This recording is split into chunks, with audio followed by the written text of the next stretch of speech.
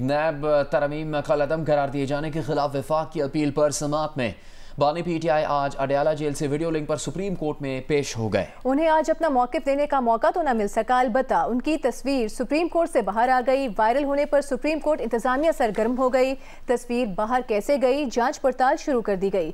سی C T V کیمروں سے تصویر بنانے والے کی تلاش کا کام جاری ہے۔ چیف جسٹس کے اگلے ہفتے دستیاب نہ ہونے کے باعث کیس کی مزید سماعت غیر معینہ مدت تک ملتوی کر دی گئی۔ چیف جسٹس نے بانی پی ٹی آئی سے کہا کہ وہ اپنے پوائنٹ نوٹ کر لیں، اگلی سماعت پر انہیں سنیں گے۔ پاکستان جسٹس قاضی فائزہ کی سربراہی میں 5 رکنی لارج بینچ نے نیب ترامیم کیس انٹرا کورٹ اپیلوں پر سماعت کی۔ بانی P T I Adiala jail سے ویڈیو لنک کے ذریعے پیش ہوئے۔ عدالت میں 2 گھنٹے سے زائد عدالتی کارروائی کے دوران خاصے بے چین دکھائی دیے، بار بار پانی پیتے رہے اور لائٹنگ بھی ٹھیک کرواتے رہے۔ وفاقی حکومت کے وکیل مخدوم علی خان نے دلائل میں کہا اسلام آباد ہائی کورٹ میں نیب ترامیم کے خلاف درخواست 4 جولائی 2022 کو دائر ہوئی۔ ہائی کورٹ میں کیس زیر التوا ہونے کے باوجود سپریم کورٹ نے کیس سنا۔ عدالت نے اسلام آباد ہائی کورٹ سے اس حوالے سے ریکارڈ طلب کر لیا۔ جسٹس اطہر من اللہ نے ریمارکس دیے کہ 2023 میں الیکشن کیس میں ایسی ہی وجوہات پر 2 ججز نے از خود نوٹس کو ناقابل سماعت قرار دیا تھا۔ چیف جسٹس نے پوچھا کہ سپریم کورٹ نے جو فیصلہ دیا اس کا آرڈر آف کورٹ کہاں ہے؟ مخدوم علی خان بولے وہ آرڈر اسی نقطے پر اختلاف کی وجہ سے جاری نہیں ہوا۔ چیف جسٹس نے کہا جب آرڈر آف کورٹ ہی نہیں تو اسے فیصلہ کیوں کہہ رہے ہیں؟ چیف جسٹس نے دوران سماعت ریمارکس دی کہ کیا ایک شخص اتنا طاقتور ہوتا ہے کہ وہ قانون کے خلاف کیس چلاتا رہے؟ اگر قوانین کو اس طرح سے معطل کیا جاتا رہا تو ملک کیسے چلے گا؟ اگر مجھے کوئی قانون پسند نہیں تو اسے معطل کر دوں، کیا یہ دیانتداری ہے؟ قانون کو معطل کرنے کے بجائے روزانہ کی بنیاد پر سن کر فیصلہ کرنا چاہیے تھا۔ سماعت کے اختتام پر جسٹس اطہر من اللہ نے اٹارنی جنرل منصور اوان کو مخاطب کرتے ہوئے کہا آپ نے ججوں کو پراکسی کے ذریعے دھمکانا شروع کر دیا ہے۔ ہمیں کہا گیا پگڑیوں کو فٹ بال بنا دیں گے، ہم ایسی دھمکیوں کے زیر اثر نہیں آئیں گے۔ اٹارنی جنرل نے جواب دیا نہ ایسا ہو رہا ہے اور نہ ہی ایسا ہونا چاہیے۔ عدالت نے کیس کی سماعت غیر معینہ مدت تک ملتوی کرتے ہوئے قرار دیا کہ بانی پی ٹی آئی کو آئندہ سماعت پر بھی ویڈیو لنک کی سہولت فراہم کی جائے۔ ساتھی رپورٹر حیدر شرازی، زرمین زہرا اور کیمرہ ٹیم کے ساتھ عبدالقیوم صدیقی، جیو نیوز، اسلام آباد۔ سپریم کورٹ نے سینیٹر فیصل وابڈا کی پریس کانفرنس پر از خود نوٹس لے لیا ہے۔ چیف جسٹس قاضی فائز عیسیٰ کی سربراہی میں 3 رکنی بینچ کل سماعت کرے گا۔ اس سے پہلے نیب ترمیم کا عدم قرار دینے کے خلاف اپیلوں پر سماعت کے دوران جسٹس اطہر من اللہ نے اٹارنی جنرل کو مخاطب کر کے ریمارکس دیے کہ ہمیں کہا جا رہا ہے کہ پگڑیوں کو فٹ بال بنائیں گے، ایسا کہنے والے در حقیقت خود کو ایکسپوز کر رہے ہیں۔ انہوں نے کہا کہ آپ اپنی پراکسیز کے ذریعے ہمیں دھمکا رہے ہیں۔ اٹارنی جنرل بولے نہ ایسا ہو رہا ہے اور نہ ہی ایسا ہونا چاہیے۔ جسٹس اطہر من اللہ نے کہا نہ تو اس سے کوئی جج متاثر ہوگا نہ ہی ہراساں۔ وزیر اعظم شہباز شریف نے آج آزاد کشمیر کابینہ سے ملاقات کی۔ خطاب میں کہا کہ مطالبات کے فوری حل کے لیے 23 ارب روپے کا مالی تعاون کا پیکج تیار کیا اور پیسے آزاد کشمیر حکومت کے اکاؤنٹس میں منتقل ہو چکے ہیں۔ انہوں نے کہا کہ بہترین مشورے پر اتحادیوں کے شکر گزار ہیں۔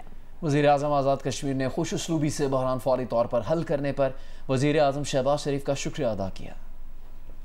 تحریک چلانے والے میں ایسے لوگ، ایسے افراد تھے جو اپنے جائز مطالبات کے لیے جمہوری انداز میں اپنا فریضہ ادا کر رہے تھے، لیکن اس میں بعض عناصر ایسے تھے، شر پسند عناصر، جن کا مقصد صرف توڑ پھوڑ اور انسانی جانوں کا ضیاع اور لڑائی اور دھینگا مشتی تھا۔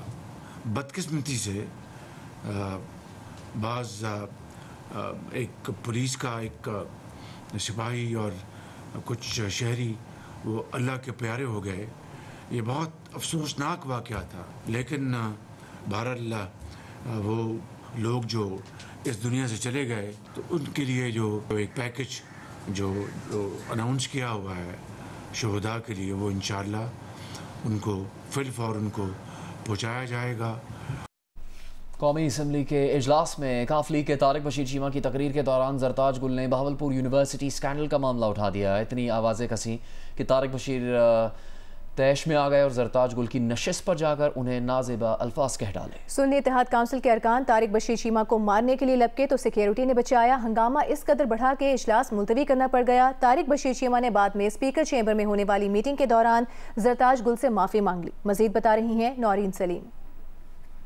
قومی اسمبلی کے اجلاس میں قواف لیگ کے طارق بشیر چیمہ خطاب کر رہے تھے۔ اس دوران زرتاج گل نے بھاولپور یونیورسٹی اسکینڈل کے حوالے سے آوازیں کسنا شروع کر دیں۔ طارق بشیر چیمہ طیش میں آ گئے اور زرتاج گل کی نشست پر جا کر انہیں نازیبا الفاظ کہہ ڈالے۔ یہ الفاظ سنی اتحاد کونسل کے ارکان نے سنے تو وہ طارق بشیر چیمہ کو مارنے کے لیے ان کی جانب لپکے۔ معاملہ اتنا بڑھا کہ اسپیکر نے سارجنٹ ایٹ آرمز کو بلایا، جنہوں نے بیچ بچاؤ کرایا۔ اس دوران اپوزیشن نے شدید احتجاج جاری رکھا اور اجلاس ملتوی کرنا پڑ گیا۔ JUIFA کے رکن نور عالم خان اور MQM کے امین الحق نے بھی طارق بشیر چیمہ کے رویے کی مذمت کی۔ اس کو ہم کسی طریقے سے اس بات کو ہم نہیں جانے دیں گے جو اتنی گندی سوچ رکھنے والا بندہ وہ پارلیمنٹ میں آ کے خواتین کے بارے میں اتنی گندی سوچ رکھتا ہے، وہ ڈیزرو نہیں کرتا کہ وہ اس پارلیمنٹ کا حصہ۔ اگر پارلیمنٹ میں پارلیمنٹیرینز کا یہ حال ہوتا ہے، ہم لوگ ایسے بیہیو کریں گے جب لائیو کوریج جاتی ہے، آپس میں ہم گالیاں آپس میں لڑیں گے تو یہ اچھی بات نہیں ہے۔ پارلیمانی پریکٹس میں اس طرح کے واقعات نہیں ہونا چاہیے۔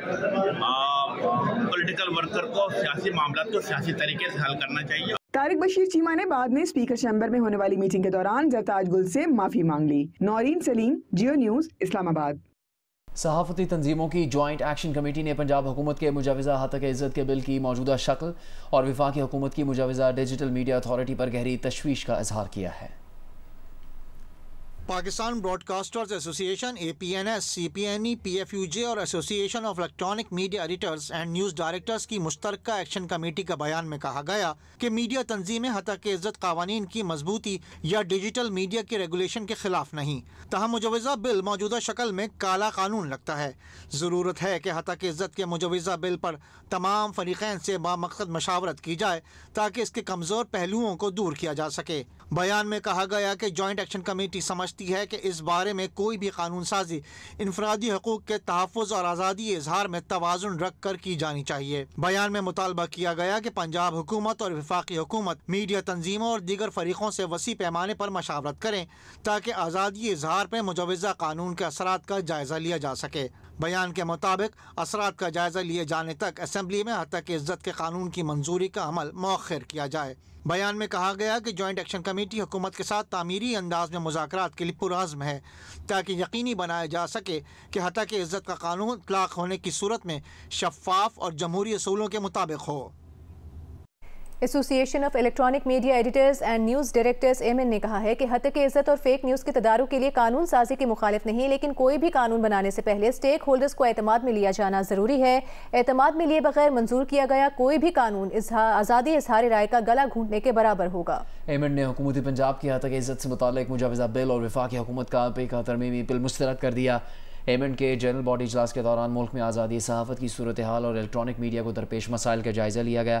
اجلاس میں کہا گیا کہ یہ بات یقینی بنائی جائے کہ ہتک عزت جیسے کسی قانون سے آزادی اظہار رائے متاثر نہ ہو۔ جنرل باڈی اجلاس میں سال 2024 سے 2026 کے لیے جیو نیوز کے اظہر عباس کو ایمن کا صدر، سما نیوز کے طارق محمود کو سیکرٹری جنرل، ایکسپریس نیوز کے ایاز خان کو سینئر نائب صدر، نیو نیوز کے محمد عثمان کو نائب صدر، ہم نیوز کے ریحان احمد اور نیوز 24 کے میاں طاہر کو جوائنٹ سیکرٹری منتخب کر لیا گیا۔ شہاب محمود فائنانس سیکرٹری ہوں گے۔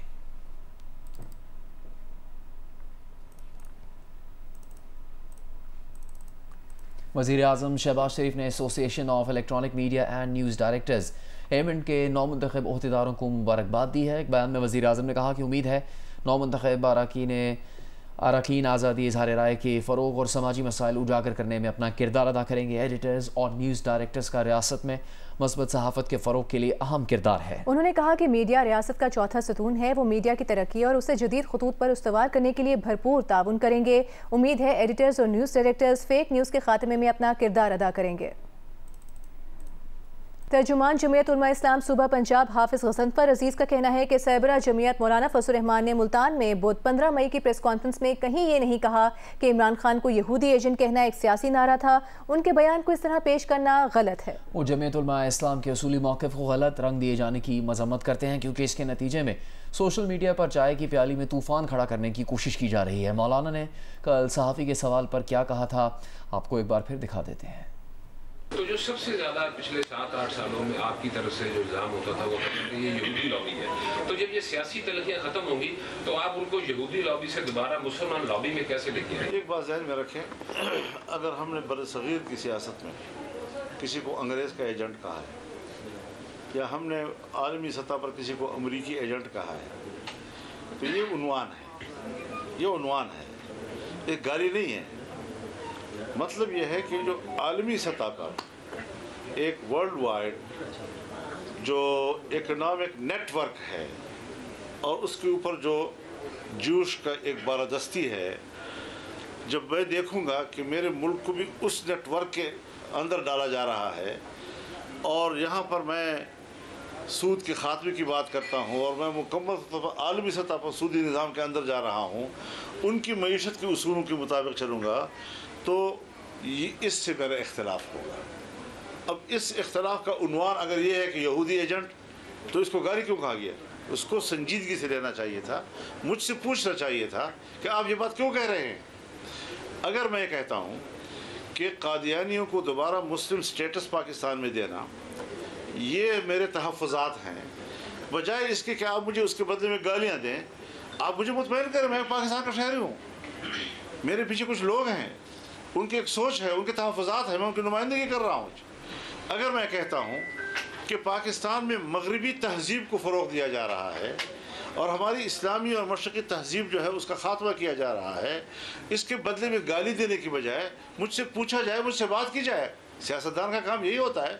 अगर मैंने आपके ऊपर कोई एतराज़ किया है या आपके साथ मैंने कोई एक तहफ़्फ़ुज़ात का इजहार किया है, तो आपका फ़र्ज़ बनता है कि आप कहें फजल रहमान ये बात आप क्यों कर रहे हैं मुझे, ताकि जब मैं आपके सामने अपनी बात रखूँ तो आप यहाँ मुझे मुतमईन कर सकें इस बात पर कि मेरा एजेंडा नहीं है, या ये कि ये मेरा एजेंडा है और आपके मुफाद के लिए है। कुछ तो करना पड़ेगा ना जी। तो ये चीज़ें जो है इनको सियासी तौर पर हम ले रहे हैं, और आज जब उनके लोग आए हैं, अगर ये लोग 12 साल पहले भी आते तब भी मेरा यही एटीट्यूड होता, और अगर आज आए हैं तब भी मेरा वही एटीट्यूड। कौमी असम्बली में आज होने वाले नाखुशगवार वाक़े पर हुकूमत और अपोजिशन एक पेज पर आ गई। दोनों बेंचेस के अरकान ने मिलकर तारिक बशीर चीमा को जरताज गुल से माफ़ी मांगने पर मजबूर किया। जियो न्यूज़ के प्रोग्राम कैपिटल टॉक में तहरीक इंसाफ के जुनैद अकबर ने कहा कि वो नून लीग और पीपल्स पार्टी के मशहूर हैं जिन्होंने इस मामले में अपना किरदार अदा किया। पीपल्स पार्टी के आगा रफ़ीउल्लाह ने कहा कि जैसे जरताज गुल और तारिक बशीर चीमा के मामले पर बड़ी सियासी जमातें इकट्ठी हुई हैं, इसी तरह दीगर मसाइल के हल और आइन की बालादस्ती के लिए भी हमें इकट्ठा होने की ज़रूरत है। क्या ये बात दुरुस्त है कि पीपल्स पार्टी और नून लीग के लोग जो हैं उन्होंने जरताज गुल साहबा को सपोर्ट किया?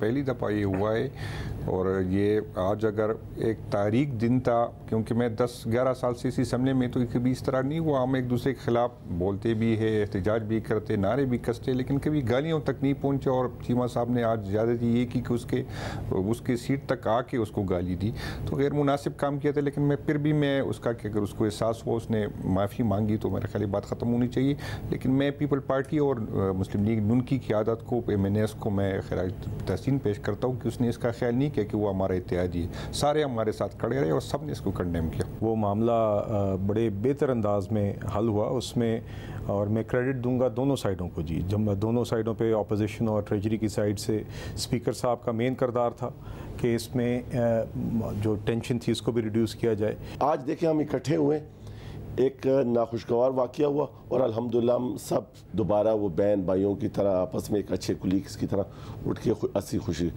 इसीलिए अगर हम अपने एक ज़ाती चीज़ के लिए इतना करीब आ सकते हैं, तो बिलावल साहब कहते हैं कि 22 करोड़ आवाम, 24 करोड़ आवाम के लिए कुछ देर के लिए आइन की बालादस्ती के लिए सब एक हो जाए। 100%, ठीक है, 1000%।